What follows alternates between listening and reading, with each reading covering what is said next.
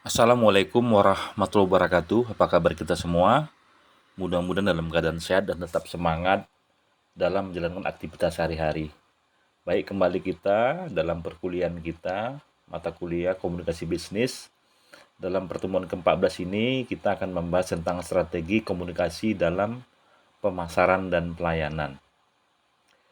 Baik ya, jadi nanti setelah mempelajari materi ini, diharapkan kalian mampu menjelaskan peran komunikasi pemasaran dalam membangun citra perusahaan dan loyalitas pelanggan.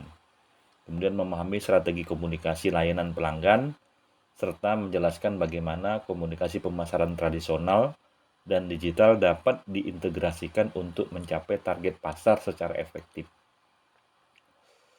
Oke, teman-teman mahasiswa, jadi memang seringkali kita berpikir ya, bahwa keberhasilan sebuah perusahaan hanya ditentukan oleh kualitas produknya. Padahal kenyataannya tidak demikian. Nah, banyak produk yang sebenarnya berkualitas, tetapi gagal di pasar karena perusahaan tidak mampu mengkomunikasikan nilai produknya kepada konsumen. Nah, sebaliknya, ada produk yang kualitasnya biasa saja, tetapi mampu menjadi pemimpin pasar karena strategi komunikasinya itu sangat baik. Nah, ini pentingnya komunikasi pemasaran. Nah, jadi komunikasi pemasaran itu merupakan proses penyampaian informasi kepada konsumen mengenai manfaat, keunggulan, dan nilai suatu produk sehingga konsumen tertarik untuk membeli gitu. Jadi tujuan utamanya bukan hanya menjual produk, tetapi juga membangun hubungan jangka panjang dengan pelanggan. Nah, melalui komunikasi yang baik, nanti perusahaan dapat membangun namanya brand awareness ya, atau membuat masyarakat atau konsumen mengenal merek mereka. Jadi selanjutnya komunikasi itu membentuk namanya brand image ya, yaitu persepsi positif masyarakat tentang perusahaan. Nah, itu penting dilakukan. Jadi jika komunikasi dilakukan secara konsisten, maka akan tumbuh kepercayaan. Dan ketika kepercayaan sudah terbentuk, nah secara otomatis loyalitas pelanggan akan mengikuti. Nah, jadi bagaimana nih peran komunikasi dalam membangun loyalitas konsumen? Mari kita coba lihat contoh sederhananya. Nah, misalnya bayangkan saudara memiliki dua pilihan restoran. Kedua restoran memiliki rasa makanan yang sama.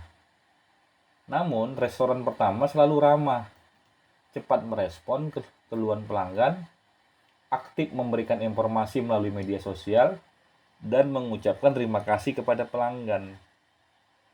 Sedangkan restoran kedua itu jarang merespon pelanggan dan kurang komunikatif. Kira-kira restoran mana yang akan saudara pilih? Tentu pasti kita akan membeli restoran pertama. Mengapa? Karena komunikasi yang baik itu menciptakan pengalaman positif. Di dalam pemasaran ya, pengalaman pelanggan atau customer experience menjadi faktor yang sangat menentukan loyalitas. Nah, oleh karenanya perusahaan harus mampu apa?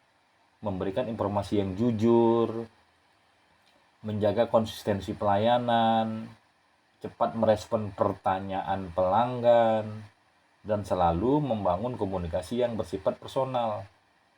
Nah, jadi kalau pelanggan yang puas, bukan hanya membeli kembali, tetapi juga merekomendasikan produk kepada orang lain. Inilah yang kita sebut dengan loyalitas pelanggan. Dan selanjutnya kita akan membicarakan tentang strategi komunikasi pelayanan pelanggan. Jadi rekan-rekan mahasiswa sekalian ya, jadi setelah konsumen membeli produk, komunikasi tidak boleh terhenti ya. Justru disinilah pelayanan pelanggan menjadi sangat penting. Jadi customer service merupakan ujung tombak perusahaan dalam menjaga hubungan dengan pelanggan. Ada beberapa strategi komunikasi layanan pelanggan yang perlu diperhatikan. Nah, jadi yang pertama kita sebut dengan active listening atau mendengarkan secara aktif. Jadi petugas harus benar-benar memahami apa yang disampaikan pelanggan sebelum memberikan solusi. Nah, yang kedua adalah memberikan respon yang cepat. Jadi di era digital saat ini ya, pelanggan mengharapkan jawaban dalam hitungan menit, bukan lagi beberapa hari.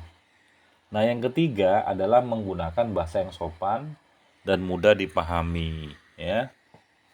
Kemudian komunikasi yang santun juga menunjukkan ya bagaimana profesionalisme sebuah perusahaan gitu. Nah, yang keempat adalah menunjukkan komunikasi yang empati. Nah, ini penting agar orang merasa dihargai dan merasa mendapatkan perhatian secara khusus. Misalnya bagaimana? Misalnya dengan mengatakan, kami mohon maaf atas ketidaknyamanan yang Bapak atau Ibu alami. Kami akan segera membantu menyelesaikan permasalahan ini gitu ya. Kalau misalnya ada komplain dari pelanggan. Nah, kalimat sederhana ini tentu bisa menenangkan pelanggan. Nah, tentu yang terakhir adalah bisa memberikan solusi yang nyata dan konkret.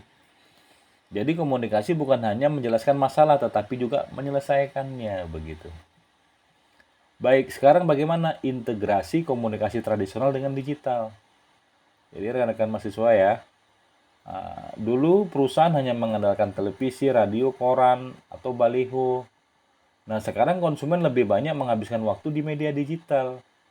Karena itu perusahaan harus ya mampu mengintegrasikan komunikasi tradisional dan komunikasi digital. Nah, konsep ini dikenal dengan Integrated Marketing Communication atau IMC begitu. Artinya ya, seluruh media komunikasi harus menyampaikan pesan yang sama. Misalnya ketika sebuah perusahaan meluncurkan produk baru. Jadi, iklan ditayangkan di televisi, informasi yang sama dipublikasikan melalui Instagram, kemudian dipromosikan melalui TikTok, website perusahaan juga menampilkan informasi yang sama. Jadi bahkan pelanggan menerima email promosi dengan pesan yang konsisten. Dengan demikian, konsumen memperoleh pengalaman komunikasi yang utuh, sehingga kepercayaan terhadap merek pun semakin meningkat. Oke, sekarang mari kita lihat studi kasusnya ya. Misalnya sebuah restoran mengalami penurunan jumlah pelanggan. Setelah dilakukan survei, ternyata kualitas makanannya masih baik. Masalah utamanya justru terletak pada pelayanan. Nah, keluhan pelanggan lambat ditanggapi. Media sosial pun jarang diperbaharui. Promosi digital pun hampir tidak pernah dilakukan. Jadi apa solusi yang dapat diberikan? Pertama, perusahaan harus meningkatkan kecepatan pelayanan pelanggan. Yang kedua, aktif menggunakan media sosial sebagai sarana komunikasi. Nah, yang ketiga adalah mengintegrasikan promosi melalui Instagram, TikTok, website, dan program loyalitas pelanggan lainnya. Jadi komunikasi efektif ya akan menyebabkan pelanggan merasa diperhatikan sehingga kepuasan dan loyalitas akan meningkat bagi pelanggan. Jadi demikian ya materi kita. Jadi sebagai kesimpulan dari materi ini kita dapat ya mengambil kesimpulan bahwa komunikasi merupakan faktor utama dalam keberhasilan pemasaran dan pelayanan. Nah, komunikasi pemasaran membantu perusahaan membangun citra dan loyalitas pelanggan. Sementara komunikasi pelayanan sementara ya komunikasi dan pelayanan tentu menjaga hubungan jangka panjang dengan pelanggan melalui pelayanan yang cepat, ramah, dan profesional. Nah, di era digital saat ini, jadi perusahaan juga harus mampu mengintegrasikan komunikasi pemasaran tradisional dan digital agar pesan yang disampaikan konsisten dan mampu menjangkau target pasar secara lebih luas.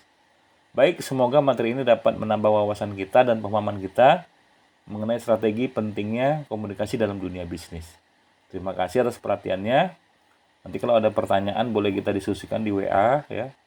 Mudah-mudahan tetap semangat ya dalam menjalani perkuliahan kita. Demikian terima kasih. Saya akhiri dengan Assalamualaikum warahmatullahi wabarakatuh.